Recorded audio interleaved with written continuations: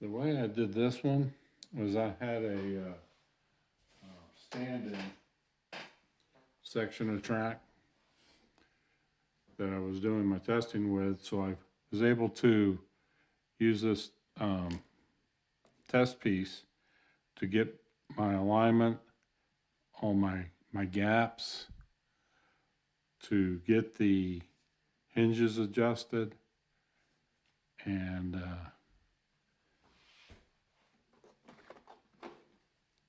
make sure that this new track is going to work. So I'm going to do the same thing with this installed track for this uninstalled track so that you can see what I did along the way. So right now we're looking at removing this tie back to this tie. Yeah. Oh, that's not right. This tie. So, okay. Let me take. We'll do that. So,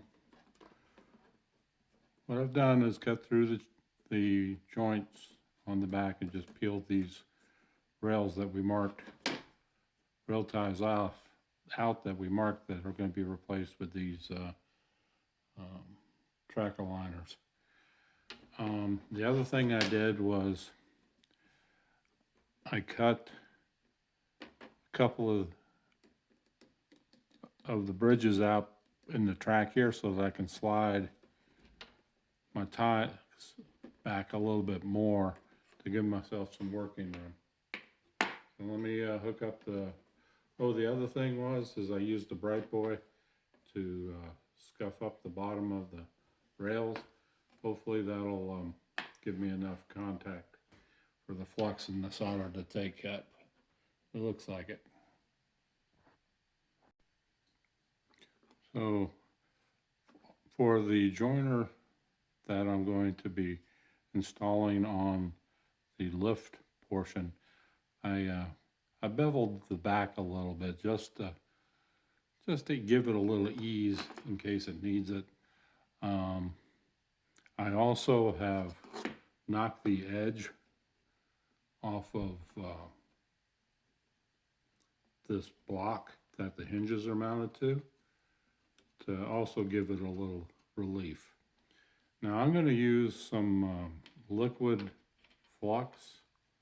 This is the first time use for this stuff. But before I do that, I'm going to secure the left side of the rail. So let me do that.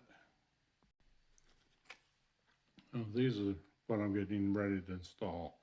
They're the ProTrack rail aligners in HO scale from Model Tech. They're a UK company. You have to order them directly from them. Shipping was reasonable. I purchased these a couple of years ago, but their website's still up and they're still shipping. So if you're interested, that's where I got them. There's a couple of Model Techs, so you gotta find the right one. Search for rail aligner. So what I've done is I've looked at this gap here and its relationship to the swing opening and created the same gap on these rail aligners and secured them with these screws to the baseboard. Now the rail can still move around, and that's why I've got this little rail gauge so that I can make sure that when I'm putting the pressure down on the rails that they stay engaged. Now I'm using a variable temperature soldering iron, and I've got the soldering iron set to 425 with just a regular tip. And it seemed to do a real nice job. I'm using 6040 tin to lead solder. And let me put on the flux. Well, the flux went on real well. It's all gooped up there. I'm going to use my favorite soldering tool, which are these hemostats. And I'm going to make sure I get the rail joiner aligned under here and onto the track.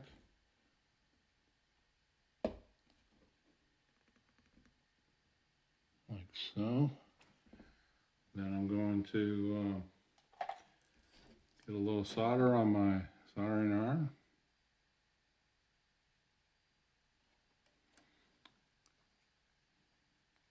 Get my hemostats here. Press down. Get that solder to melt right onto the tab. Hold it there a second. And there you go. Joint one done. Now you might notice that I started way back here in the back instead of up in the front, because that'll give you a little bit of an ability to align at the front if you need to, which I have to do here. So stand by. All right, so I added another light. It's not very bright, and I loosened my securing screw there. You can look down on these jointers and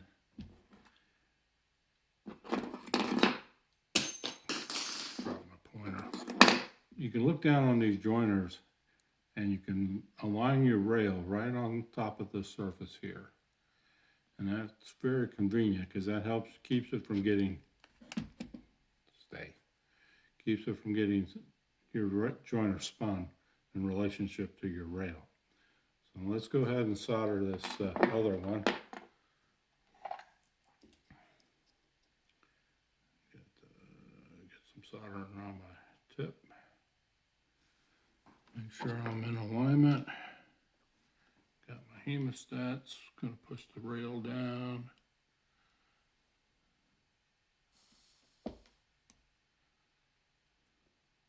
Some more solder. Get out of the way. That worked real well. Okay.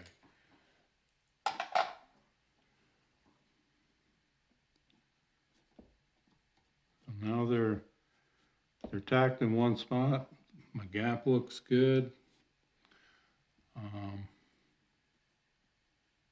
going to go ahead and solder up a couple more of these, and then we'll come back for the cut.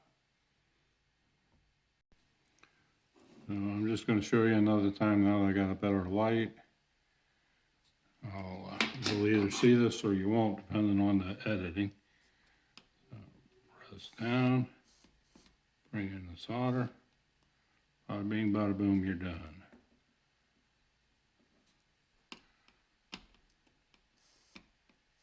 I like that liquid flux. It seems to be working really well. Let's try one for the other side.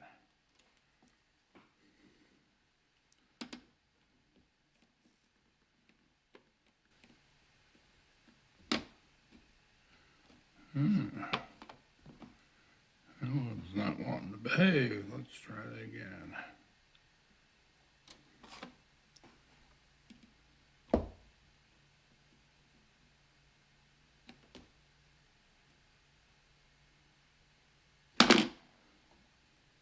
Okay.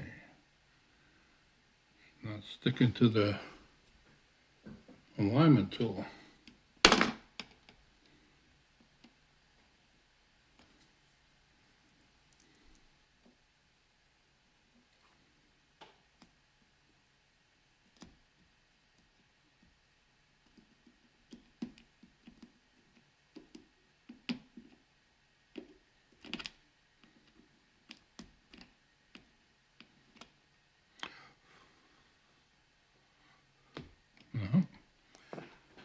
Alright, well, I don't know what's going on there. Let me try adjusting the rail. There may be too much tension on it.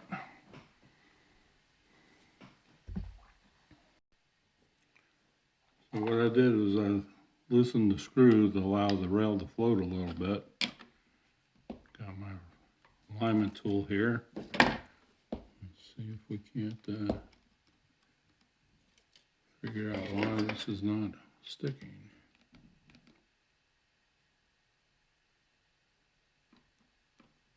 There we go. Good. Must have been some flex in the aligner.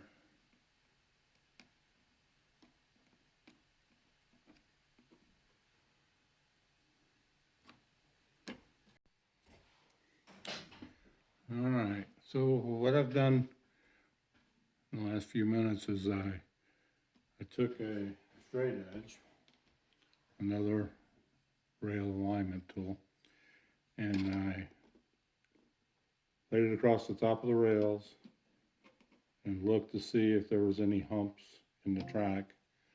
And there was it was high in the back, so I added an additional screw. And then I adjusted these two screws holding the joiners together down to make sure they're good and tight. And now I'm going to cut the rails.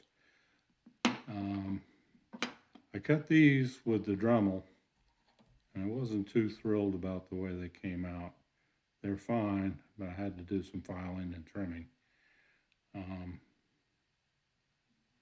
Thinking about cutting these with my vertical rail cutters. Let me go think on that, and I'll be right back with you.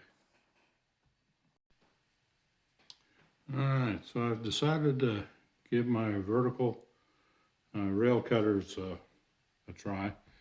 They're different than your standard side cutters in that they cut vertically. How novel.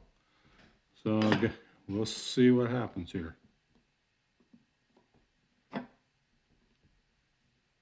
Down in there deep, got it in straight.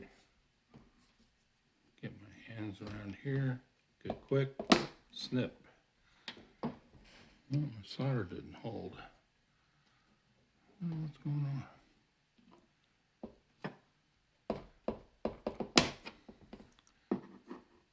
Cut again.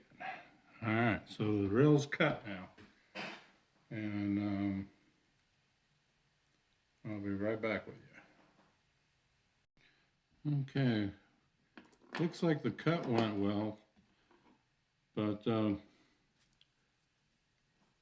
these solder joints on this back side, I don't think you can see them with this camera angle, didn't hold the rail to the alignment tool very well, and they're loose, as you can see. So I put some more flux on there, and I'm going to come back in and touch the solder up and make sure that those are good and secure. But I think our cut went well. Get in here with our alignment, make sure we get our rail spacing correct.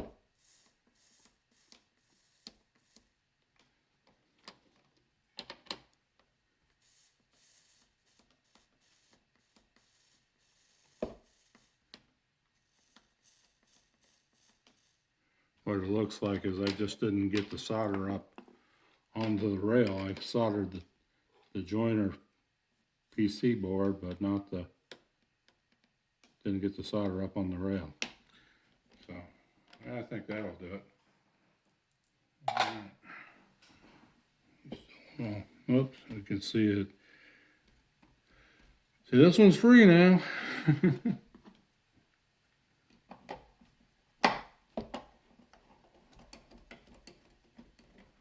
Take it loose.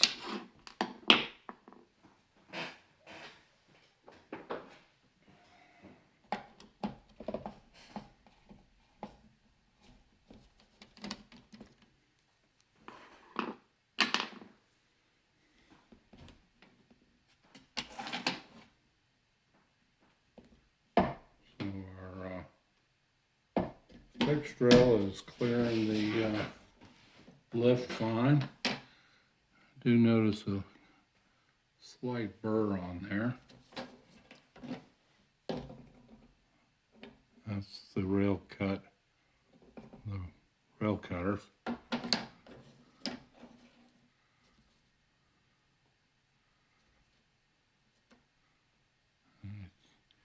Don't like the cut on that one there, so I'm going to trim that one a little bit.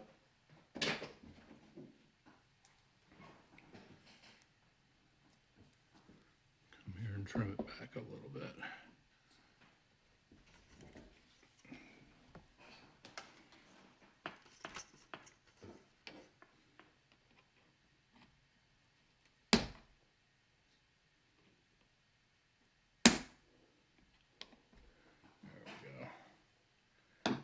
Going to give me a little clickety-clack, but I think that'll be fine.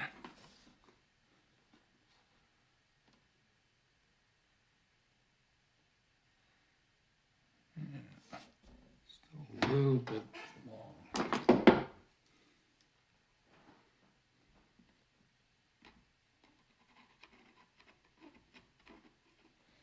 Yeah.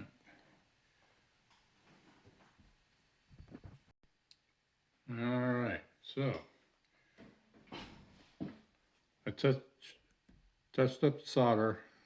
It looks like what I did on the other side is I did not get, and even here is not real good, I did not get the solder up onto the rail or underneath the rail, and the rail just popped up. So I fixed all that, but now let's try our inaugural opening for this rail and see what happens and see if we have what we have to fix. I have not done this yet. Oh, look at that. Look at that. Awesome. Get it set in down there. All right. I'm gonna grab a car.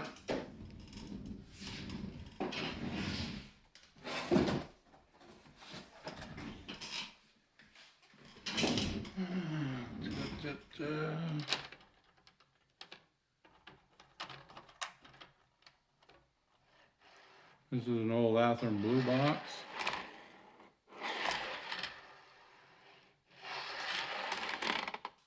Oh no, what happened?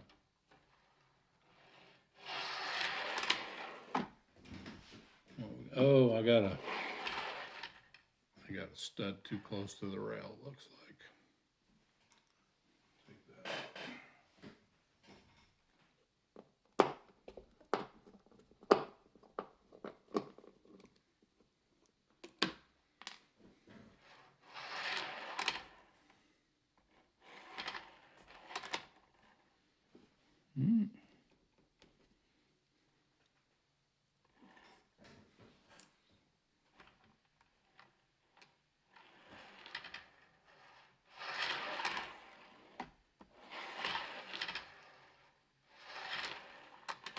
Well, it rolls pretty well for the first shot. There might be some tuning to do.